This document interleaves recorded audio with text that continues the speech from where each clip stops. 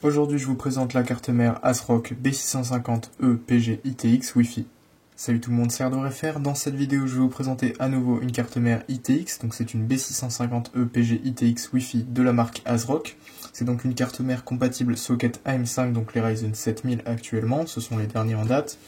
Et c'est donc une carte mère ITX, donc format le plus compact qui existe. Mais juste avant que la vidéo ne commence, je tenais à vous présenter mon sponsor Super CDK. Donc c'est un site qui vend des clés et des licences Windows vraiment pas chères. Vous pouvez voir que c'est 20,18 €. Donc vous cliquez sur acheter maintenant. Faudra entre temps créer un compte si vous n'en avez pas déjà ou vous connecter si vous en avez déjà un. Ensuite vous mettrez la licence dans le panier et vous allez vous rendre juste ici. Donc vous allez taper le code promotionnel SPAG tout en majuscule. Donc ça va vous offrir 25% sur toute la boutique. Donc on a perdu 5,05 € et on est passé du coup d'une licence de 20,18 € à seulement 15,13 €. Voilà, ça vous fait une licence Windows 10 Pro OEM vraiment pas chère. Voilà, donc je remercie encore une fois Super CDK d'avoir sponsorisé cette vidéo et on retourne au sujet principal. Cette carte est donc compatible avec la DDR5 uniquement, pas la DDR4, PCI Express Gen 5.0 aussi pour les SSD, donc les derniers SSD PCI Express Gen 5 qui viennent de sortir. C'est donc, comme je vous ai dit, une carte mère compatible AMD Ryzen uniquement, donc par exemple un 7600, 7700X, 7800X 3D, 7900X, 7950X, etc. Donc tous les Ryzen 7000 de dernière génération. C'est une carte mère qui gère le RGB avec le logiciel Polychrome Sync de ASRock, donc ça ce sera plutôt pratique aussi. Et donc je vais vous présenter rapidement les tours de boîte, puis la carte mère en détail.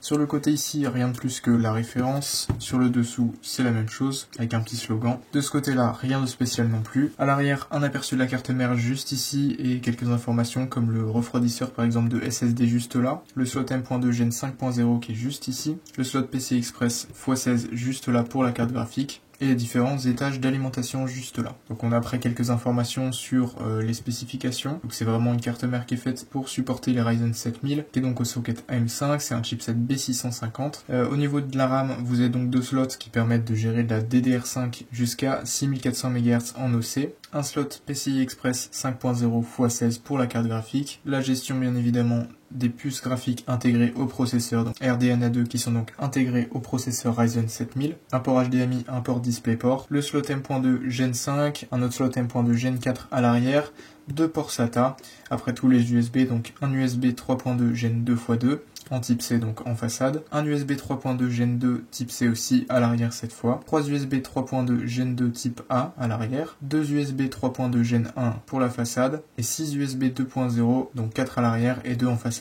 Au niveau de l'audio, donc c'est une puce Realtek ALC 1220. Au niveau du support LAN, on a donc un killer 2,5 Go en Ethernet. On a aussi pour le Wi-Fi, donc le WLAN, le killer 802.11 AX en Wi-Fi 6E plus le Bluetooth. Et c'est donc un format mini ITX. On a juste ici aussi le layout des différents connecteurs à l'arrière de la carte mère. Donc le gigabit Ethernet 2,5 Go, ensuite les différents USB, USB-C, HDMI, encore des USB, deux jacks juste là ainsi qu'un port optique et les deux prises pour les antennes Wi-Fi juste là. Je vais maintenant vous présenter la carte mère et ouvrir la boîte pour voir son contenu.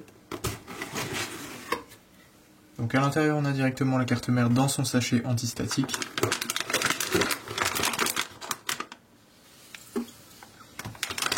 Donc je vous la montre juste après, je vais la mettre de côté. À l'intérieur de la boîte, on a donc les différents accessoires. Donc ici, deux câbles SATA, un coudé et un droit. Des scratchs pour accrocher les câbles. Le câble, la base et les antennes Wi-Fi. Une vis ici pour le slot M.2 NVMe. Un petit manuel pour l'installation du processeur AM5 sur la plateforme. Une touche de clavier avec le logo ASRock, c'est plutôt sympa aussi, merci ASRock. Le manuel d'installation, donc le manuel de l'utilisateur, ainsi qu'une carte postale. Voilà. Au niveau de la carte mère maintenant, donc comme je vous disais, elle est emballée dans son sachet antistatique, donc je vais la sortir tout de suite. On voit donc juste là le socket, donc l'emplacement du processeur, les deux slots de RAM qui sont renforcés en métal sur le côté, le gros connecteur d'alimentation 24 pins, ensuite deux SATA juste ici, l'USB 3.0 de façade, le connecteur du front panel juste là, l'USB type C de façade juste ici, le gros dissipateur de SSD M.2 PCI Express 5.0 qui est vraiment massif avec un tout petit ventilo juste ici, qui est d'ailleurs branché juste là sur le connecteur CPU fan, juste ici. Juste en bas ici, le slot PCI Express x16 en 5.0 aussi. 2 petits pins ici pour le Clear CMOS. Ici, un port pour la gestion du RGB, un autre juste au-dessus pour le RGB, une prise 4 pins PWM et la prise pour le HD audio, donc le connecteur audio de façade. Juste là, une autre prise CPU fan, un connecteur ARGB et un deuxième connecteur ARGB juste là pour gérer l'adressable RGB 5 volts 3 pins et le connecteur d'alimentation processeur juste là en haut à gauche en 8 pins. Juste ici le dissipateur des étages d'alimentation et des VRM et à l'arrière les différentes connectiques. Donc comme je disais, l'Ethernet 2,5 gigabits, là ça doit être un USB 3.2 Gen 1, un USB type C 3.2 Gen 2x2, deux USB 3.2 Gen 2, un port HDMI juste ici, 4 ports USB 2.0, les deux jacks ici pour brancher un microphone et un casque, la sortie optique aussi pour le son, ainsi que les deux bornes pour les antennes Wi-Fi en Wi-Fi 6E plus Bluetooth. Voilà, donc je vous laisse un aperçu de cette carte mère et je vais conclure juste après.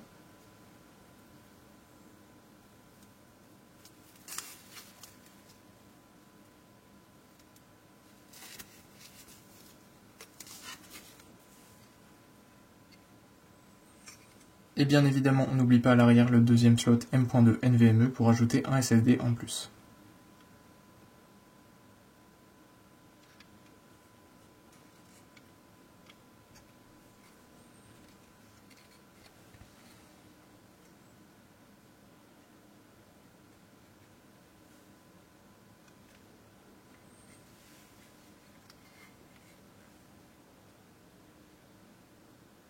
Voilà, donc c'est tout pour la présentation de cette B650E PG ITX Wi-Fi de ASRock, et j'espère que cette vidéo vous a plu. N'hésitez pas à mettre un like, un commentaire et partager la vidéo en masse pour le référencement. J'espère aussi que vous aurez noté l'amélioration de la qualité vidéo proposée ces dernières semaines dans mes dernières vidéos, et n'hésitez pas à me dire en commentaire ce que vous en pensez. Sur ce, c'est tout pour cette vidéo, et on se revoit dans la prochaine.